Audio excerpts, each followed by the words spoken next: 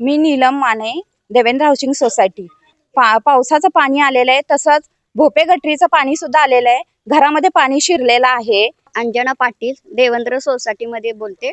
घरामध्ये पाणी आले. आता आम्हाला बसायला जागा सुद्धा नाही. आम्ही आता रस्त्यात आहे.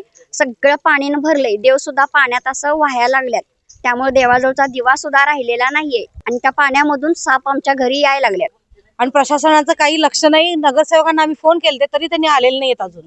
मी संदीप दिनकर दळवी, शामराव नगर मधील सामाजिक कार्यकर्ता आहे. आता चालू असलेल्या या मुसळधार पावसामुळे शामराव नगरची अत्यंत दयनीय अवस्था आहे आणि ही अवस्था ही कायम अशी होते. त्यामुळे राजकीय लोक कोणीही व महापालिका प्रशासन याकडे लक्ष देत नाहीत. आज जर आता शामराव नगर मध्ये बघितलं तर महसूल कॉलनी, देवेंद्र सोसायटी, महादेव मंदिर कॉलनी या इतर सगळ्या परिसरात मिळून 100 ते 150 घरात पाणी गेलेलं आहे. आज दसऱ्याचे दिवस आहेत. देव सुद्धा अक्षरशः पाण्याखालीवर तरंगत आहेत. अशी अवस्था या शामराव नगर मध्ये आणि अशी अवस्था असताना महापालिका प्रशासन पूर्णपणे दुर्लक्ष करत